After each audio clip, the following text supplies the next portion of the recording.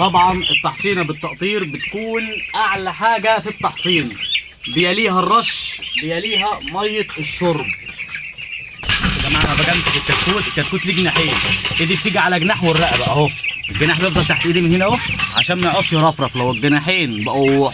السلام عليكم ورحمه الله وبركاته. ان شاء الله النهارده هنقطر. ادي محلول الملح وادي الابره، سحبت محلول الملح. هبدا بقى ان شاء الله افك التحصينه. الفيديو هيكون سريع كده ان شاء الله، عشان التحصينه بعد ما بتتفك شغل التقطير اخرها ساعه وبيبدا مفعولها يقل. كده انا سحبت محلول الملح اهو، تحصينه الجمبور اهي. هنحط الابره هنا كده.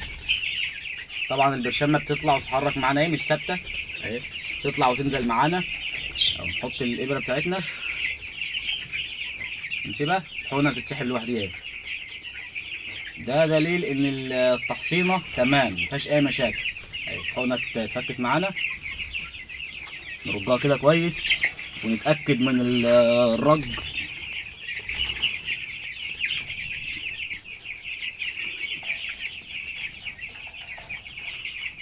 طبعا هنبدا بقى نسحب التحصينه بتاعتنا.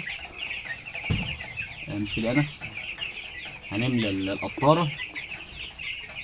طبعا القطاره دي بتقطر 1000 كتكوت، احنا هنخليها نص قطاره بس او تلتينها كده عشان يكون التحصينه مركزه شويه يعني. نقص شويه عشان نفضل ايه التحصينه. نحط بقى التحصينه، نسحب بقى التحصينه بتاعتنا تاني.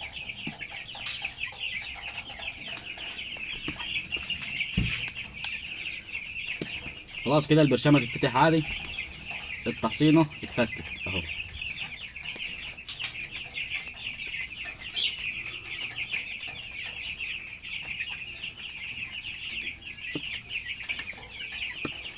نبدا بقى نفضي التحصينه بتاعتنا هنا كده هنا. طيب في بقى معلومه كمان خدناها من استاذ مينا، قال لك بعد ما تفك الانبول بيكون في رواسب. احنا شفنا ناس على اليوتيوب بعد ما بتفك التحصينه بترمي دي كده على طول، دي بيكون فيها رواسب، فتقريبا بيكون فيها 25% من كفاءه التحصينه. نبدا نحط فيها ميه تاني عشان نستفيد بكفاءه التحصينه كامله اهو. الانبول اتملى معانا للاخر.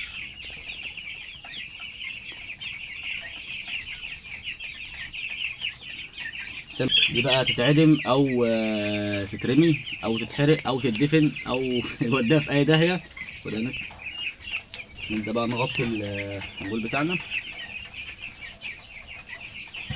فكت خلاص، دي كده مفعولها ساعه وهتتكل على الله. نبدا بقى ان شاء الله نفضي العين بتاعتنا دي هنا كده. بسم الله كده يا جماعه، نقطه واحده كده كويس.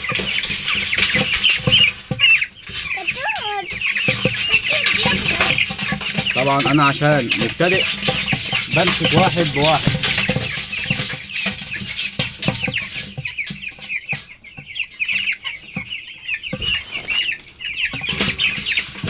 نقطة واحدة في العين كده يا جماعة اهي.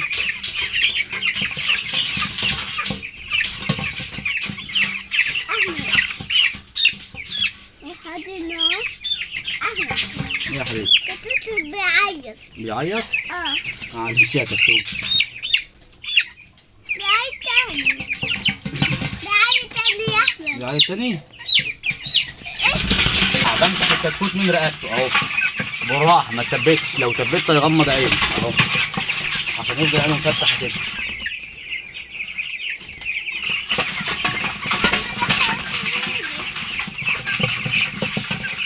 احنا النهارده يا جماعة اليوم ال14.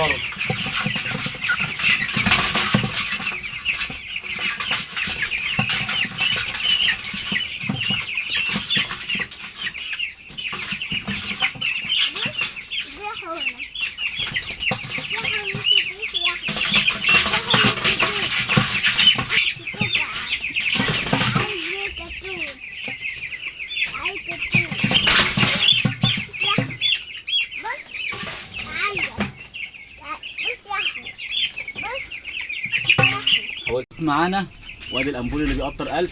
فاضل فيه قد ايه؟ اهو كده احنا خدنا ال 200 كتكوت اهو، يعني اقل من الربع. كده احنا ماشيين صح. اخر كتكوت معانا، ركز القطره، بص اهي كتكوت فاتح عينه بايدي تحت جناحه اهو، نروح مديله قطره كده جميله. خلاص خدها، هو كده خد التحصين. طب اللي فضل بقى يا ابو انس اعمل فيه ايه؟ افتح القطره بكل بساطه اهو، اهو فتحناه. يا ترميه وتتخلص منه، يا تفضي في التانك. هنا شويه وهنا شويه وهنا شويه وهنا شويه، وحصلنا شرب وحصلنا تقطيع. طيب يا ابو انس ليه بتقطر؟ ليه مثلا ما يتحطش كله في ميه الشرب بتركيز عالي زي كده؟ اول حاجه التكلفه تبقى عاليه، تاني حاجه ساعه ما نحط التحصينه في كتكوت هيلحق التحصينه في اولها، وكتكوت في نصها، وكتكوت في الاخر، في كتكوت هيشرب كميه كبيره كان عطشان، وكتكوت هياخد نقطتين بس، مش هيبقى تجانس. لكن النقطه دي لما بتيجي في العين بتوصل للحلق بتركيز واحد، بتدي تجانس لكل الكتاكيت. طب الميه اللي انا حاططها في التحصينه دي مش غلط، هو بعد ساعه اصلا مفعوله بيبطل. حطيناه في الميه عادي يعني ما يزعلناش، ممكن نرميه بس عشان حطينا في الميه. المهندس عامل قدامي كده عملت زيه. والسلام عليكم ورحمه الله وبركاته. دي شكل القطره اهي. ميه الشرب بتبقى للمحطات الكبيره اللي مش عارفه توفر صنايعيه تكفي القطيع بتاعها تقطير وتحقيق، فبيحصنوا ميه شرب او رش. لكن اعلاهم هي التقطير ده، عشان جناحه ما جاش تحت ايدي. قرب كده بايدي وريهم النقطه.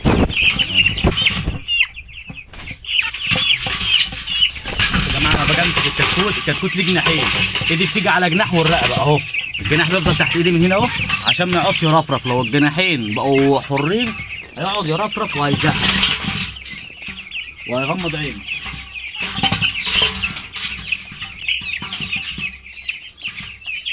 طبعا انا اول مره اقطر، بس العدد 200 فان شاء الله هخلص قبل ساعه. لكن لو عددك كبير هات حد يقطر معاك، يا اما انت تكون متمرس وسريع تخلص ال1000 فرخه قبل ساعه.